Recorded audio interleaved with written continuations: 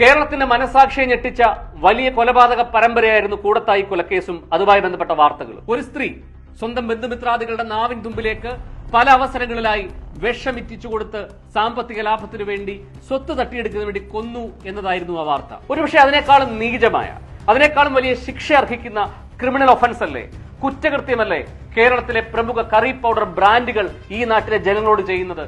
സാറാസും ഈസ്റ്റേണും kitchen ട്രഷേഴ്സും double ഹോഴ്സും അടക്കമുള്ള കറി പൗഡറുകളിൽ cancer രോഗത്തിന് കാരണമാകുന്ന, മനുഷ്യന്റെ നാഡീവ്യൂഹങ്ങളെ തകർക്കുന്ന വലിയ വിഷങ്ങൾ അടങ്ങിയിരിക്കുന്നു എന്നുള്ള ഭക്ഷ്യസുരക്ഷാ റിപ്പോർട്ടുകൾ പുറത്തേക്ക് വരുന്നു. ഓൺലൈൻ മാധ്യമങ്ങൾ അത് റിപ്പോർട്ട് ചെയ്യുന്നു. പക്ഷെ കേരളത്തിലെ ഏതെങ്കിലും പ്രമുഖ മാധ്യമങ്ങൾ, മുഖ്യധാരാ മാധ്യമങ്ങൾ ഒരു വാർത്ത കൊടുക്കുന്നുണ്ടോ? അതുമായി ബന്ധപ്പെട്ട ഒരു ചർച്ച നടത്തുന്നുണ്ടോ? നോക്കി, നടത്തില്ല, കൊടുക്കില്ല. കാരണം പരസ്യമാണ് പ്രധാനം, സാമ്പത്തിക ലാഭമാണ് പ്രധാനം, ജനങ്ങളുടെ ജീവനും സ്വത്തും ഒന്നുമല്ല. പോട്ടെ, അത് സമ്മതിച്ചിരിക്കുന്നു. കേരളത്തിലെ ഭരണ പ്രതിപക്ഷ സംവിധാനങ്ങളോടാണ് ചോദിക്കുന്നത്. ഇവിടുത്തെ മുഖ്യമന്ത്രിയോട്, ഇവിടുത്തെ ആരോഗ്യമന്ത്രിയോട്, ഭക്ഷ്യസുരക്ഷാ മന്ത്രിയോട് ചോദിക്കുന്നു. ഒരു പത്രസമ്മേളനം നടത്തി ജനങ്ങളുടെ ആശങ്ക അകറ്റാൻ നിങ്ങൾക്ക് എന്തുകൊണ്ട് കഴിയുന്നില്ല? ഇവിടുത്തെ പ്രതിപക്ഷ നേതാവിനോടും സംവിധാനത്തോടും ചോദിക്കുന്നു. നിങ്ങൾ ചിന്തിരിശിബിരം നടത്തി ജനങ്ങൾക്കിടയിലേക്ക് ഇറങ്ങുകയാണെന്ന് പറഞ്ഞല്ലോ, എന്നിട്ട് നേരെ പോയി ആലപ്പുഴ കളക്ടറുടെ നെഞ്ചത്ത് കയറുകയല്ല ചെയ്യേണ്ടത്. ഇതുപോലെയുള്ള കമ്പനികളുടെ മുമ്പിൽ ഒരു കൊടി കെട്ടി, ഒരു കൊടി ഉയർത്തി ജനങ്ങൾക്ക് നല്ല ഭക്ഷണം കൊടുക്കണം, നല്ല കറി പൗഡർ കൊടുക്കണമെന്ന് പറയാനുള്ള ഒരു പത്രസമ്മേളനം നടത്തുള്ള ആർജവം എന്തേ കാണിക്കാൻ കഴിയുന്നില്ല? കഴിയില്ല, കാണിക്കില്ല. കാരണം നിങ്ങളൊക്കെ മത്സരിക്കുമ്പോൾ, നിങ്ങൾ ജനങ്ങളുടെ മുമ്പിൽ വോട്ട് തേടി ഇറങ്ങുമ്പോൾ നിങ്ങൾക്ക് ഫണ്ട് തരുന്നത്, നിങ്ങളെ ജയിപ്പിക്കുന്നതും നിങ്ങൾക്ക് വേണ്ടി കാശ് ചെലവാക്കുന്നതും ഇതുപോലെയുള്ള ഭീമൻ കുത്തക മുതലാളിമാരാണ്. അവർക്കെതിരായി നിങ്ങൾ ഒരു അക്ഷരം മിണ്ടില്ല. ഇത്തരം പരസ്യങ്ങൾ അഭിനയിക്കുന്ന സെലിബ്രിറ്റീസ് അറിയാൻ വേണ്ടി സംസാരിക്കുന്നു.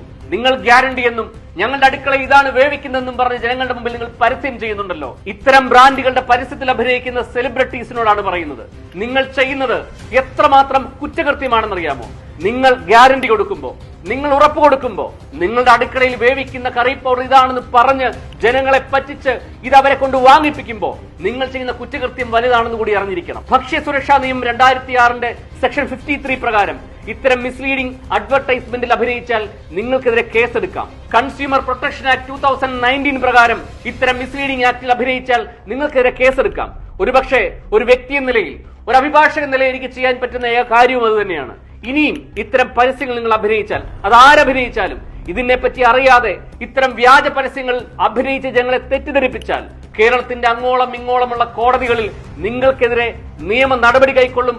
അതുമായി മുമ്പോട്ട് വരുന്ന ഏതൊരു സംഘടനയും സഹായിക്കും. അതുകൊണ്ട് ഇതൊരു വാണിംഗ് ആയി എടുക്കണം എന്ന് അഭ്യർത്ഥിക്കുകയാണ്. ക്യാൻസർ ട്രീറ്റ്മെന്റ് നടത്താനുള്ള വലിയ ആതുരാലയങ്ങൾ കെട്ടിപ്പൊക്കുകയല്ല വേണ്ടത്. അത്തരം സംവിധാനങ്ങളിലേക്ക് നേരത്തെ എത്തി ക്യൂ നിൽക്കാൻ വേണ്ടി കേരയിൽ ഉണ്ടാക്കുകയല്ല വേണ്ടത്. നല്ല ഭക്ഷണം കൊടുക്കണം. വിഷപദാർത്ഥങ്ങൾ അടങ്ങാത്ത ഭക്ഷണം കൊടുത്ത് മനുഷ്യനെ രോഗവിമുക്തനാക്കുന്ന സംവിധാനം ഉണ്ടാകണം. അതിനുവേണ്ടി ആർജവത്തോടെ ഭരിക്കാൻ സാധിക്കണം. അങ്ങനെ ജനങ്ങൾക്ക് വേണ്ടി, ജനങ്ങളുടെ സ്വത്തും ജീവനും സംരക്ഷിക്കാൻ വേണ്ടി ഒരു ഭരണവർഗം, ഒരു ഭരിക്കുന്ന സംവിധാനം കേരളത്തിൽ അടുത്ത കാലത്തെങ്ങും ഉണ്ടാകുമോ? ഉണ്ടാകണം എന്ന പ്രതീക്ഷയിൽ നിർത്തുന്നു. Thank you so much.